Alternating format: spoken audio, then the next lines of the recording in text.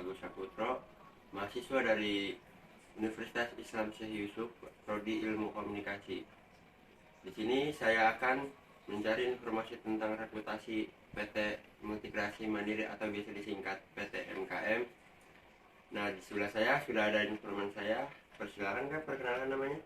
Oke, perkenalkan nama saya Nuraini dari PT Multikreasi Mandiri. Saya di sana sebagai HR. Nah, Kak, PT MKM ini sendiri nih bergerak di bidang apa sih? Oke, kalau untuk PT MKM atau Multikreasi Mandiri, ini adalah bergerak di bidang manufacturing atau produksi. Kalau kamu tahu sepatu, itu di bawahnya ada sol, itu yang disebut outsole. Nah, itu kita produksi outsole itu. Kebetulan kita juga adalah anak perusahaan dari PT Panaruk Industri. Jadi untuk outsole yang diproduksi itulah dari PT MKM kemudian dikirimkan kepada PT Panaruk. Oh, nah, outsole itu tersendiri tuh dikirimkan hanya ke Panaruk atau ke pabrik-pabrik lain? Kebetulan kami adalah anak perusahaan dari PT Panaruk, jadi kita hanya produksi yang akan dikirimkan oleh ke PT Panaruk aja. Tidak dikirimkan ke pabrik lain tuh ya? Oh tidak. Nah, kalau untuk pekerjaan di sana tuh karyawan-karyawan nih individual atau berkelompok sih? Karena kita produksi atau manufaktur, kita itu pasti tim ya, kelompok tim, yang mana ada tim leader, kemudian ada kepala bagian masing-masing, kemudian bawahnya ada tim leader, kemudian kita ada rekan-rekan produksi per tim itu sendiri sih. Karena kita kan produksi dari awal pembuatan sampai akhir konsol itu sendiri, kita pasti kerja tim, nggak mungkin kerja individu. Kalau soal isu nih, saya mau angkat soal isu nih, mohon maaf nih sebelumnya. Saya mau angkat soal itu soalnya saya sedang mendengar tuh soal masuk kerja dengan cara membayar gitu tuh. Itu tanggapan kakak sendiri gimana sih? Untuk isu-isu sendiri itu ya memang marak ya, beredar di kalangan masyarakat. Masuk kerja dengan cara membayar gitu. Untuk PT MKM sendiri sih tidak pernah dibenarkan ya hal itu, untuk ketika kita mau kerja harus membayar gitu. Itu kan biasanya ada, kalau kita sebut calo gitu. Calo itu sendiri kita usahakan itu tidak terjadi di perusahaan kita, karena jika hal itu terjadi kita akan menindak tegas. Maupun untuk intern karyawan sendiri, jika ada yang melakukan hal itu, kita akan pasti tindak tegas, entah itu dikeluarkan secara tidak hormat gitu, entah itu diberlakukan sanksi-sanksi untuk ditindaklanjuti kepada pihak kepolisian. Itu nanti akan ditindaklanjuti yang pasti. Yang pasti di perusahaan kami tidak dibenarkan untuk hal itu. Oke. Seperti apa ya?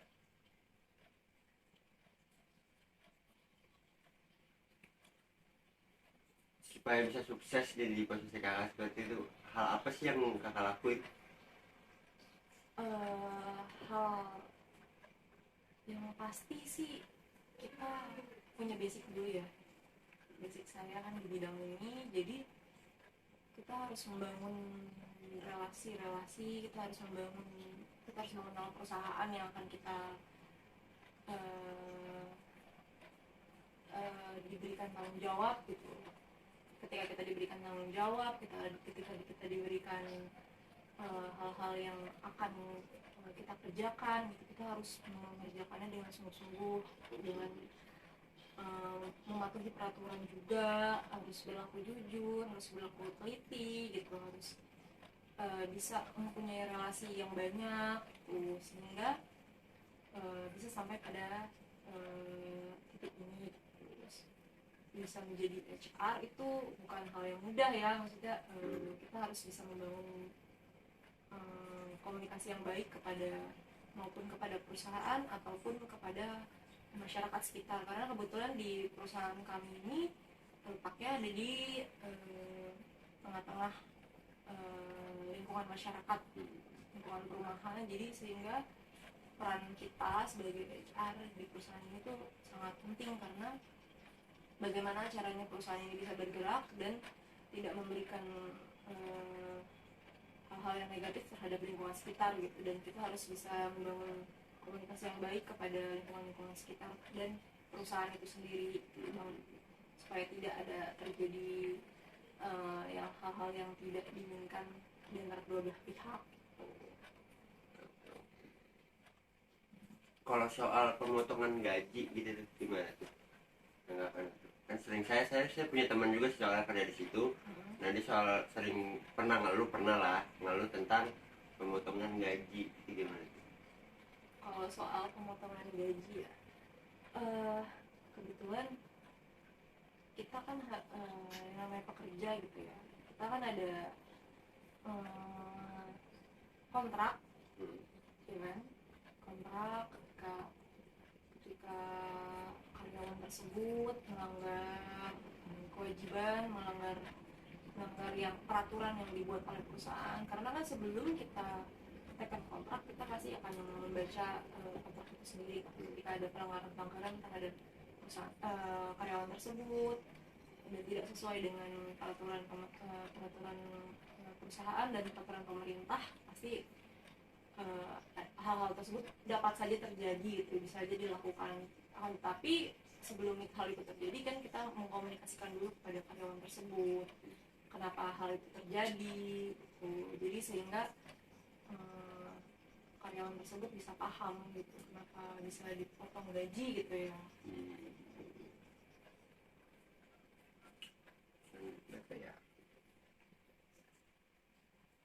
Ada maksudnya kalau di sana tuh perusahaan kakak tersebut yang tempat kakak kerja ada masa training nggak sih, pelatihan gitu? Oh pasti ada, karena kita sebetulnya ya dalam merekrut seseorang gitu, merekrut karyawan ya, pasti banyak perusahaan yang menuliskan kandidat untuk berpengalaman gitu ya. Tapi kan perlu belajar juga, perlu ada pembelajaran, pastinya ada. Kita ada training untuk karyawan-karyawan baru atau karyawan-karyawan yang dimutasi atau dan lain sebagainya, pasti ada training berkala sih ya. Training berkala per biasanya berapa lama gitu training? Untuk training berkalanya bisa setahun sekali mungkin, atau kalau untuk training awal sih ya pasti dilakukan gitu, setiap karyawan yang direkrut pasti dilakukan training selama 3 bulan gitu kan, masa probation gitu, dan training dulu sama sebulan pertama, kemudian dia kan ada probation 3 bulan gitu ya. Untuk berkalanya sih diusahakan setiap tahun sekali ya untuk berkalanya. Kalau soal masuk kerja gitu kan banyak tuh anak-anak sekolah yang baru lulus SMA atau SMK yang ingin nyari kerja. Jadi kalau untuk melamar kerja di perusahaan PTMKM ini harus ada apa sih namanya, apa ya, pakai apa sih namanya, pengalaman kerja nggak sih, wajib atau tidak, atau bebas aja gitu? Paklaring gitu ya. Itu. Kalau untuk pengalaman kerja, perusahaan kita tuh menerima fresh graduate, tapi memang ada sih keterangan untuk karyawan yang mungkin memiliki pengalaman tuh berpotensi lebih untuk masuk gitu ya, untuk bisa join sama perusahaan kita gitu. Cuman kita tetap menerima untuk fresh graduate sesuai keterampilannya masing-masing, pasti kan akan kita interview terlebih dahulu. Kalau visinya dia sesuai dengan perusahaan kami, pasti tidak menutup kemungkinan untuk direkrut oleh kita. Kalau soal pekerjaan di dalam itu untuk karyawan itu ada jenjang karirnya nggak sih di dalam perusahaan? Oh ada, tentu saja ada. Eh, Ketika kan perusahaan kita kan lebih banyak karyawan untuk produksi ya kan, tapi jika ada perusahaan yang berminat untuk naik ke atas, misalnya menjadi team leader atau kepala bagian, tentu saja ada. Pasti kita melihat kinerja Oh iya, iya. kinerja dia, bagaimana dia bisa bekerja sama dengan tim, bagaimana dia bisa punya komunikasi yang baik dengan perusahaan. Pasti akan ada kemungkinan untuk hal jenjang karir tersebut.